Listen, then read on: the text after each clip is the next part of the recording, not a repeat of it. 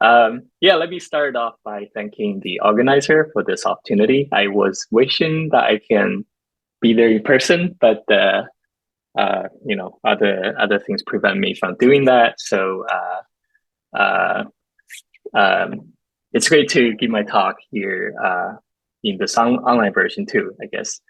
So I will talk about angle resolve transport measurement and the nonlinear Hall effect in Bernal bilayer graphene. So let me start off by acknowledging the people who contributed for this talk. The theoretical work relevant to this is done by Oscar Vafak, I believe. He's there at the conference, and his postdoc Dmitry. We worked together for more than a year to get to where we are. And the experimental data is taken by Nayan James Zhang at Brown University. As you can see from this talk, that I believe that the most outstanding work is done on the theory side, and so it's great that we get the front row seat to see how this happens. And yeah, let me spend the next 30 minutes to tell you a little bit about what we did. Okay. Let me start by just quickly recap the concept of quantum nonlinear Hall effect. This is first proposed by Inti and Liang Fu back in 2015. I believe most people are already very familiar with this concept. What it means is that if you look at the transport response, right, beyond what we are very familiar with, this linear regime where current and electric fields connected by this linear conductivity matrix, you can expand one more order, and there could be a term that's quadratic in electric field, and it's described by this nonlinear conductivity tensor. And what Inti and Liang proposed is that in this regime, in this nonlinear regime, there could be a Hall effect where the nonlinear current, the nonlinear component of the current, is always perpendicular to the electric field, very much like the definition of linear Hall effect. But in this regime, nonlinear Hall effect could occur even when time reversal symmetry is preserved. Right, this is quite an outstanding proposal. And after that, a lot of effort has been devoted to measure this phenomenon, and we have already realized, as you can see here, this is I think it's a set of experimental data. We're just taking a DC IV curve. The blue solid, blue circles are data, and it deviates from this linear response. That's the black dash line, right? And this deviation itself, the black dash line is the linear response, and the deviation is a nonlinear response, right? If you subtract the linear response, you can see that what's left over is a quadratic term. Because this response, nonlinear response, is quadratic in current, there's one simple way to measure it, which is to apply a AC current and measure the response at the second harmonic frequency, right? Then what you're measuring is guaranteed to be this nonlinear response. And what Liang and Inti's proposal is that this nonlinear tensor has this form, and as you can see that the nonlinear current is always perpendicular to the direction of the electric field, right? It's quite a strong prediction, and it raises a fairly strong experimental challenge as well regarding how do we identify this, right? So a lot of effort has been devoted to investigating this subject, and I'm just showing a few. This is a non-exhaustive list just to show a lot of effort have been a lot of work have been done in this regard. And there's one thing in common about most of these work, which is that in an effort to identify the nonlinear Hall response, what everyone has been doing is flow a current in one direction and measure the second harmonic nonlinear response in the direction perpendicular to the current, right? That's what's shown as this red data. And so it raises a question whether or not how valid this is, and what exactly does this does the nonlinear response in the transverse direction really represent nonlinear Hall effect, right? And so let's see, right. in order to add more information to this, it's beneficial to do a quick review of angle result transfer response in the linear region, right? We're just looking at the linear response that's described by a 2x2 conductivity matrix.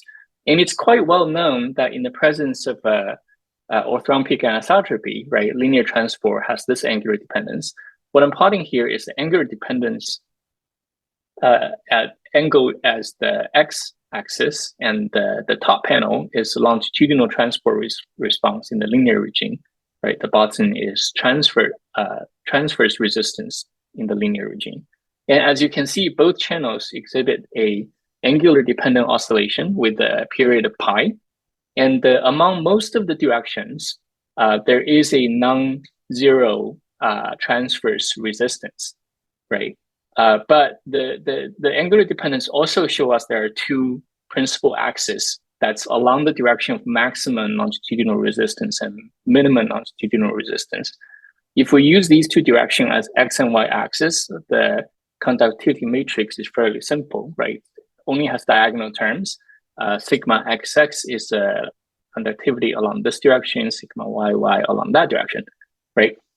So with this, then the angular dependence just naturally comes out from a coordinate transformation. When current flow is misaligned with the principal axis, then the longitudinal transverse response can just be expressed using this very simple matrix. The important thing is that the off diagonal, the whole component is zero, so there's no Hall effect, and we still see a transverse response, right? So that really raised the question of how do we, maybe transverse response is not directly tied to nonlinear Hall effect, and what is the experimental method for us to understand not only the nonlinear Hall effect, but also nonlinear transport in general, right? So for completeness, let me just show quickly, right? So the orthorhombic anisotropy and the angular dependence of linear transport has been, let me just show the reference here.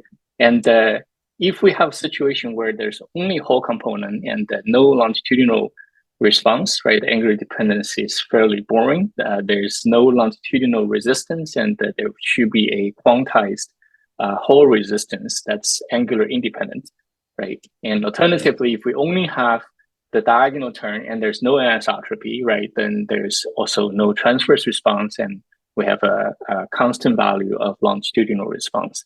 So that's essentially all the situation for the linear transport response, because the conductivity matrix is fairly simple. But the nonlinear conductivity tensor is much more complicated, and the situation is also much more complicated. So that's kind of the question that we want to address, the region that we want to explore in this talk. Okay, so angle result transport is done in nonlinear region. We published this work earlier this year, and through this work we have realized that whenever you have nonlinear response, right, it has to be associated with a non-trivial angular dependence, right? Because of the non-reciprocal nature of this regime, the angular dependence has to be either one-fold symmetric or three-fold symmetric, right? And we don't even need to go into the detail of the tensor to realize this, but the same question remains: what should the nonlinear Hall effect look like in the angular dependence, and what is the definitive method to identify that there is this very fascinating phenomenon first proposed by Liang Fu and Inti Sodman? Okay, so here, let me give you an outline of the plan of attack. This is also, the talk will also follow a similar structure, right? The ultimate goal is how to understand nonlinear transport response, right? That includes the nonlinear identification of nonlinear Hall effects. And the nonlinear regime, the transport response, is described by this, right? Quadratic term in electric field and this fairly complicated conductivity tensor. Then you will realize that the most important thing is to extract the nonlinear, extract the conductivity tensor that describe the nonlinear response, which is this term, right? And the way to extract that, the first thing we need to figure out is how to simulate or how to understand the nonlinear transport response that's associated with the conductivity tensor. So the solution to this is very much the other way around, right? If we have a conductivity tensor, we should understand what the nonlinear transport response should look like, and that will allow us to extract the tensor based on angle resolved nonlinear transport, right? That's kind of the plan of attack. And so theoretically, this is solved by our collaborator. That's probably the hardest part of all this task.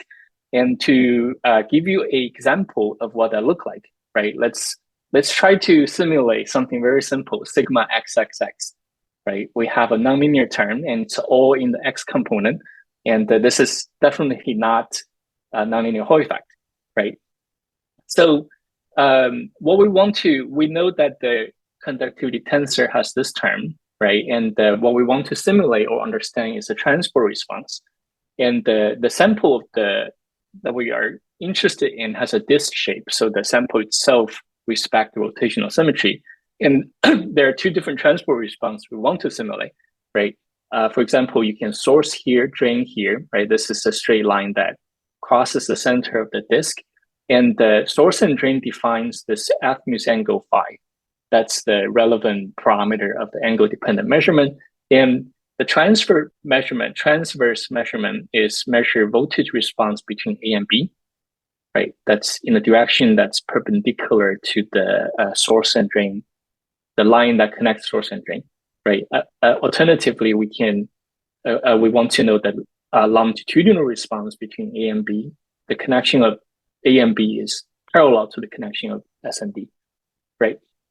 So the theoretical structure or the work is essentially based on the screens function, right? That calculates the voltage response you measure in the nonlinear regime connected to a measurement configuration and also the tensor configuration, right? So as an example, if source and drain is at the north and south pole, and we're measuring transverse response between A and B point, right? The response will be calculated using this function where the tensor goes into this E squared term, and the A and B configuration goes into this term, right? And the eventual response is just a integration of this across the entire sample. And as you can see from here, there is a non-zero transverse response, even though the only term we have is sigma xxx, right? So let me skip the details. I think this paper will be posted on arXiv very soon, and you can go through the theoretical detail if you're interested. But the most important result is this, right? If the only tensor term we have is sigma xxx, the expected angular dependence we're going to see should be this, that the bottom panel is the transverse response. And as you can see, there's a very big transverse response, almost every angle apart from 0 and pi, right? And the transverse response, the amplitude is similar to that of the longitudinal response, right? So, and for comparison, we should also show the nonlinear Hall effect, right? Where the tensor component is this, as described by Liang Fu's original paper. And we want to look at the same two configuration, transverse response and longitudinal response. And let me skip the detail in between and just highlight the calculated result, right? And in the presence of nonlinear Hall effect and only nonlinear Hall effect, there will be a very large nonlinear response in the transverse channel, but there is a non-zero response, albeit smaller, in the longitudinal channel, right? And it's only one-fold symmetric, which is consistent with the fact that nonlinear Hall effect is supposed to break rotational symmetry, right? So this kind of give you a sense of what we're looking is not just transverse nonlinear responses in the transverse channel. We need to pay attention to the subtle angular dependence in order to identify what kind of nonlinear Hall effect we have, what kind of conductivity tensor we're dealing with, right? So now that now that we have the method of going from a conductivity tensor to simulate its corresponding angular response, we can start to deal with a more general case, right? A more general case is this. Again, let's ignore the linear response and just look at the nonlinear term. We want to be able to simulate whichever conductivity tensor that's possible, right? And it's realized that it's much easier to, instead of write this in the Cartesian coordinate, it's realized by Oscar and Dmitry that a polar coordinate is a lot more natural. And in the polar coordinate, right, the nonlinear term can be divided into these three components. And the reason we divide them, I'll describe that in a second.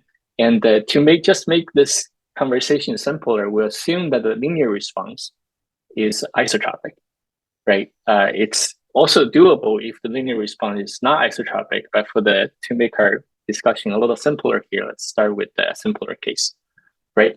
So the first term has a threefold symmetric rotational symmetry, right? And using this term, the first three, what we're simulating is if you source here, drain here, what does the nonlinear response, voltage response look like across the same entire disk, right? And as you can see that there's a threefold symmetry as you rotate the source and drain by 2 pi over 3, right? The pattern repeat itself.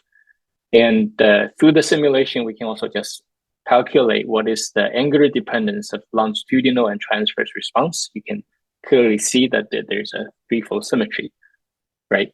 And so similarly, the second term here is one-fold symmetric, and there is a transverse response that has the same one-fold symmetry as the longitudinal response, but it's rotated by pi over 2, right? And the third term is also one-fold symmetric, but this rotation between the transverse and longitudinal term is negative pi over 2 instead of pi over 2. So these two have slightly different chirality, for lack of a better word, right? And so all these three angular dependence describe all possibility of the conductivity matrix. What it means is that, and what we're plotting here essentially is what angular dependence is. So if experimentally, if we can measure angular dependence, all we need to do is fit them using these bases, right? And then that should allow us to essentially extract the all parameters in the conductivity tensor. The measurement that we want to show is measured in Bernal Bilayer graphene, although we have done the same thing in multi-layer twisted graphene near magic angle, right? It's as far as we know, this is a very universal scheme performing measurement. And the sample geometry we have, we call this the sunflower geometry. Essentially, it's a disk sample attached with a contact, right? As I've shown here, that the tensor we try to fit is fairly complicated. So we are faced with a challenge that with a contact, our angular resolutions need to be limited. This is something we need to address if we want to convincingly extract the entire tensor. And indeed, we figure out something. We call this a new scheme of angle resolved transport. And what we figure out is this. We're not limited to longitudinal and transverse response, right? When we have a sample that has this shape, we can pick any contact as source and pick any other contact as drain. And with this source drain configuration, we can measure voltage response across any two leads, right? In principle, the theoretical method can simulate anything that's even outside of the what I describe as longitudinal and transverse response. And when I have this thing, the angular dependent measurement essentially is take this configuration and rotate it 8 times, right? So with each configuration, with this configuration, these are the 8 measurement I did as a function of azimuth angle, right? And simple math will tell you if you have 8 contacts and you do this, overall you can get 830 something points. Right, and that should be, if we fit all of them, that should be more than enough to identify what the conductivity tensor look like. So let me show you a subset of these fit. the page is not enough to show all of them. The configuration is shown in the inset, right? This is the longitudinal, and this is something like transverse, but we are also using configuration that's fairly strange, right? For example, this one, it's almost like a local measurement, but so the circles are the data point, and the black solid line is the fit. The fit is using the three bases I just described, right? The most important point to note is that through all these configuration, all these different angle, the fit seem to capture the data fairly well, which means that we essentially have a fairly good fit, that the input of the fit is all these measurement with a lot of redundancy, and the output is the conductivity tensor, right? So just to show you the fit, we're fitting using these three bases, right? That's the three terms in the nonlinear conductivity tensor, and this is our measurement. I'm just showing the longitudinal and transverse channel, right? And we essentially can break them down into the three bases. There's almost no threefold component, and there's a little bit of the component in each of the one-fold channel. And then when you add them together, they reproduce the measurement. Okay, so now we can try to understand what this fit tells us, or what the three bases means to some extent, right? The first threefold basis is described by a vector A, and that vector essentially is one of the three vectors that point along the maximum longitudinal nonlinear response, right?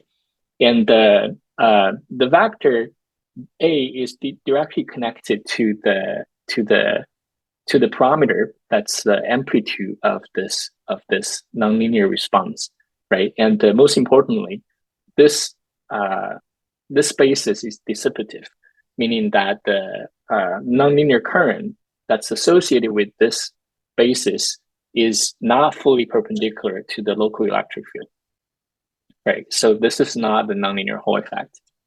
And the second one-fold basis, right, is associated with the vector B plus C that I'm showing here. Red is B, blue is C, and the third one is B minus C, right? So what is B and C?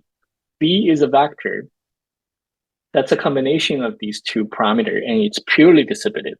The nonlinear response associated with B, with the local current, is always purely parallel to the electric field, whereas C is also a combination of these two terms, and it's purely non-dissipative, where the local current is always perpendicular to the local electric field, right? And this is the nonlinear Hall effect that we're after. So now we have a new basis, right? That's based on dissipative and non-dissipative nature of the transport, and we can express the measurement in a different basis. That is, this is our measurement, and we break them down into these two components. The first component is A plus B, mostly it's just B, right? And then the second component is C, and this is the nonlinear Hall effect. And let me just point out that if I plot the linear response of these, right, you can see in terms of the transverse response, the dissipative component has a fairly big non-zero transverse response, and it's roughly the same amplitude as the nonlinear response, right? Because we have extracted the full tensor, we're pretty confident that this indeed is the nonlinear Hall effect, and the local current has to be fully perpendicular to the electric field that's associated with this term. Okay, so let me just quickly show you that, right? Then what I show here is that the full nonlinear response can be broken down to be described by three vectors, right? A, B, and C. And A is almost vanishing in this case. So we have a purely dissipative term, that's B, the red arrow, and the purely non-dissipative term, that's C, the blue arrow, and they're pretty much 90 degrees from each other, right? And but one describes the dissipative component, the other one is the nonlinear Hall effect. Okay, and because we have the conductivity tensor, we also know what the local electric field distribution is. We can just apply that to calculate what is the relationship between the local current, nonlinear current, and local electric field, right? This is the overall component, and it can be decomposed into the dissipative term and non-dissipative term, right? This is just a visual confirmation that we already know that this term has to be nonlinear Hall effect. Therefore, current has to be perpendicular or parallel to the equal potential line, right? Perpendicular to the electric field. And this applies to whichever direction you apply your source and drain, right? The conductivity tensor remain the same. So the the bottom row is the non-dissipative term, the nonlinear Hall component, right? Okay, so here comes the interesting part. I don't know how I'm doing on time. Okay, the interesting part is what is the origin of the nonlinear Hall effect, right? Our observation is this, that the linear response is isotropic, but the nonlinear response is highly anisotropic, right? And based on this, we know that it cannot be skew scattering, because skew scattering is supposed to be isotropic in both linear and nonlinear channels. And just to clarify that, isotropic in nonlinear channel means that it has to be a threefold symmetric term, right? It shouldn't be one-fold symmetric. And another interesting possibility is Bayer curvature dipole. This is what Liangfu and A.T. Zodman proposed originally.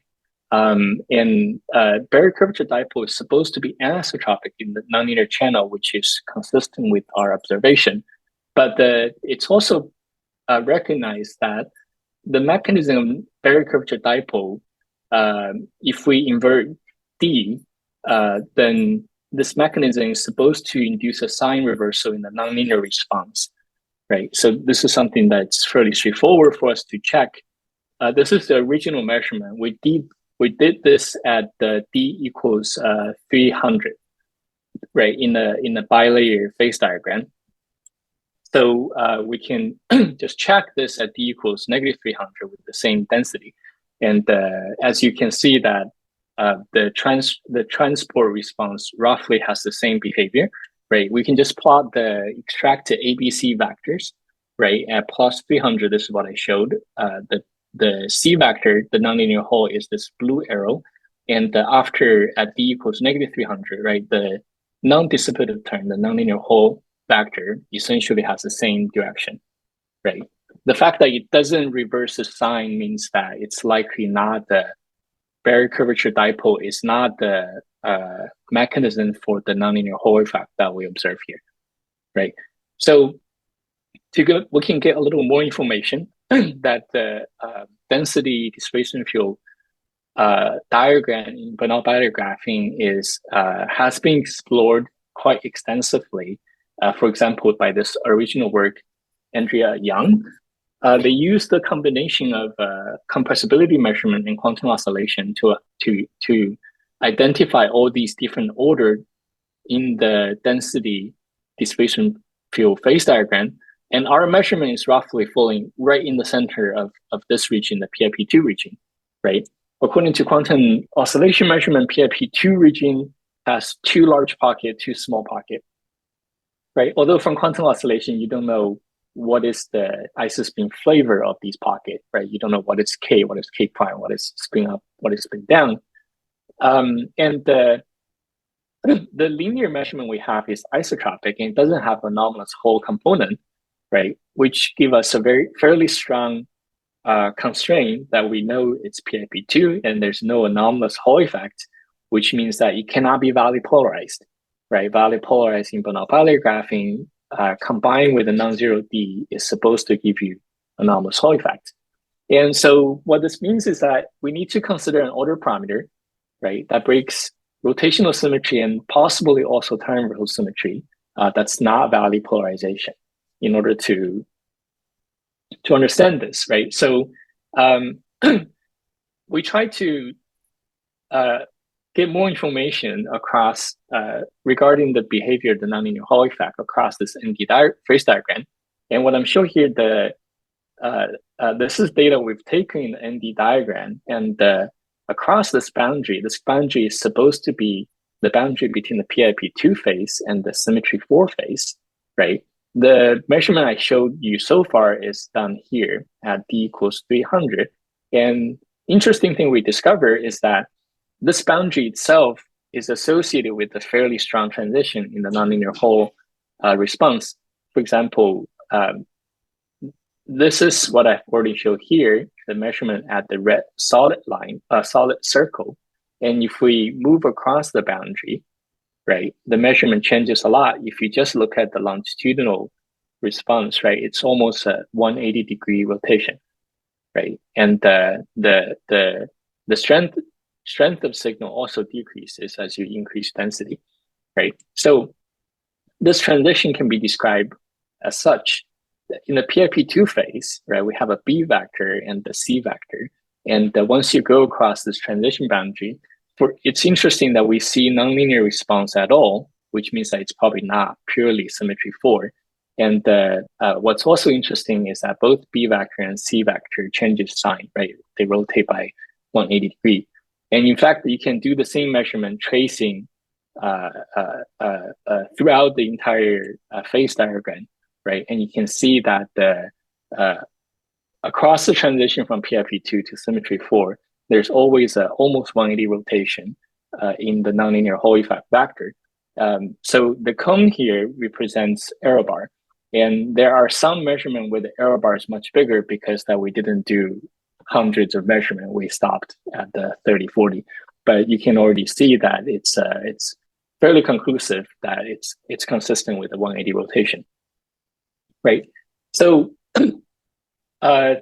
now we're faced with this. There are lots of experimental constraints, and it looked like the several most natural explanation doesn't seem to work, and which means that we need to look at a order parameter that's more subtle, right? That's potentially more complicated, and that this order parameter need to account for the presence of nonlinear Hall effect and also account for this transition across PIP2 and symmetry 4. And so to present one possible explanation, right, Dmitry and Oscar did Boltzmann calculation. Essentially what it means is that you take the conductivity tensor that describes the nonlinear response and try to directly calculate what the Fermi surface contour look like. And the conclusion is this: if you can invoke a order that look like this. It's a connection between across the two valley and across two spin, right? And you have to zoom in to see what's happening with the Fermi surface contour. If I were to zoom in and overlay one valley onto the other valley, right, you can see that there's very subtle distortion. The blue Fermi surface elongated, kind of in the x direction, and the yellow Fermi surface elongated in the y direction. And this kind of distortion can satisfy all the experimental observation, the angular dependence in the nonlinear response, and also it's more or less isotropic in the linear channel, right? So in the PIP2 regime, adopting this kind of deformation, right? In the PIP2 regime, we can have two large surface, two small surface, and the distortion between the two large surface can give rise to a B vector and a C vector, right? And in this regime, the two big pocket dominates, so it's difficult for us to say for sure what's happening with the two small pocket. We just assume that they don't contribute anything. And in the symmetry 4 regime, the nonlinear response and the rotation can be naturally explained if these two become the larger pocket and these two become slightly smaller, right? So all four pockets are big and the size difference is subtle, so that quantum oscillation cannot pick it up. But there is a size difference, and that can account for the rotation in the sign as well as isotropic linear response and all the other nonlinear response, right? So, but this is one possible explanation. This is not supposed to be exhaustive at this stage. What we do know is that nonlinear Hall effect and its transition could be explained by evolution in the underlying Fermi surface, right? And I should just briefly mention this kind of distortion in the Fermi surface is due to some kind of a Coulomb-driven phenomenon that's analog of the momentum space polarization, right? That's proposed by multiple theoretical work. And the order I'm describing here is a spin-nematic order. And certainly, it's a very interesting outcome that this seemed to be the one that fits all the evidence, right? It also raises a lot of interesting questions that we should address going forward. For example, how does this order, how is this connected with other phenomena in this structure? For example, the superconducting phase, right? Okay. So yeah, thank you for listening to this talk, and let me again acknowledge the collaboration. Right, this work is not possible without the theoretical input of Oscar Vafak and Dmitry, and James is a grad student in my group who's about to graduate. And yeah, if there's any question, I'm happy to answer. Thanks for the talk. Okay. Questions?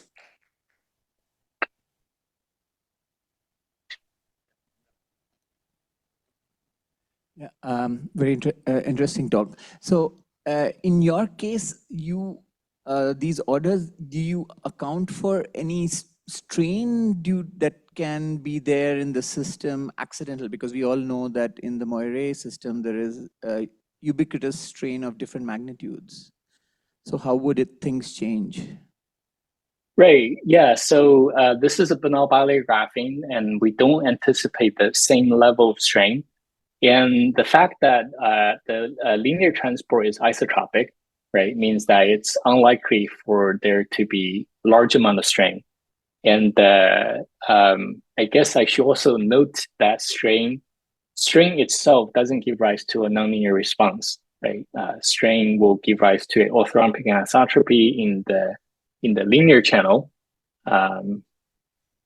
right? But it doesn't. String alone does not generate a nonlinear response, and string alone certainly doesn't explain the phase transition we observe in the nonlinear channel either.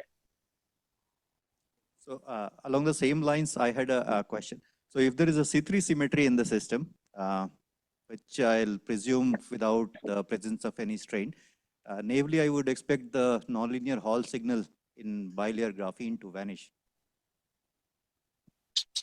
Sorry, say again. C2 symmetry? C3 symmetry? If there is C3 symmetry in the system, I would have expected the nonlinear Hall signal to vanish. Yeah, that's correct. Yes. So your measurements must have had some mechanism of breaking the C3 symmetry, right? Yes, that's right. And in our interpretation, right, the Boltzmann simulation, right, the distortion in the Fermi surface breaks C3 symmetry. And I guess our interpretation here is that it's interaction driven. Any other questions? Yeah, Chandni.